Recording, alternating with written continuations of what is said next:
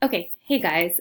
So what we want to do today is we're going to be working in this slideshow, Mastering the Argument Essay Part 2, in preparation for your AP test. And so what we're really doing is we're reviewing argument, but we're also focusing on speed. So on last week, I don't even remember what day it was, but last week I gave you 2 prompts and I had you practice the process of breaking down the prompt and also generating your evidence and writing your thesis. So I gave you this disobedience prompt, which should have looked familiar because you had it before. We actually did a timed writing on this earlier in the year. And I gave you this prompt of something that's underrated. What I want you to think about is, I want you to think about which one of those prompts you feel most comfortable with. And I want you to take a minute and go get that. Open up that document, get your Go First chart available to you, and have your thesis statement ready. Read it over. Okay, so pause it for a second and go do that. When you're back and you're ready, again, what we want to do is we want to practice for speed today. So when you read that I want you to write your introduction in 4 minutes, it's going to seem really fast, but I promise you this is very doable.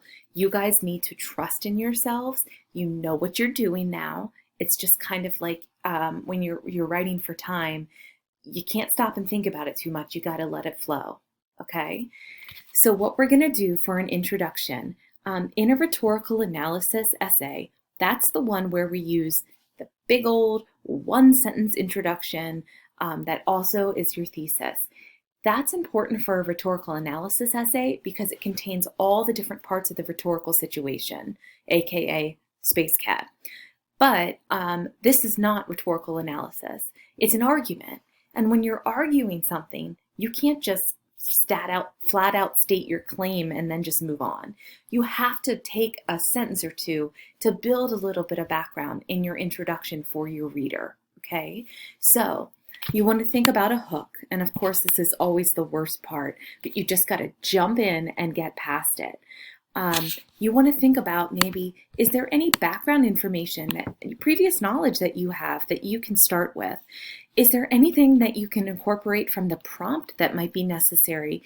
Basically, you're kind of building your credibility here and setting your tone. So what information do they need before you get to your thesis?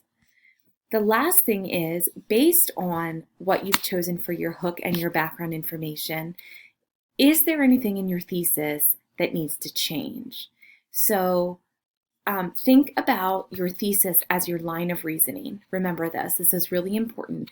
I should figuratively be able to take a string and connect it from your thesis to every topic sentence, and it should form a line through that paper.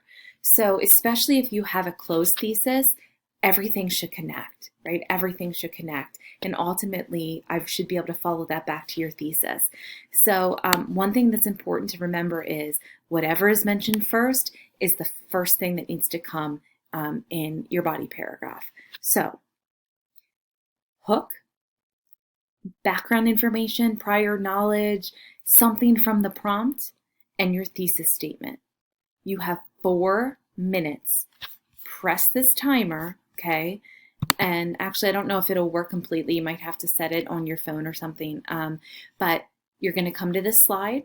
You're going to give yourself 4 minutes only, and you're going to write your thesis and intro. Done. Okay, do it.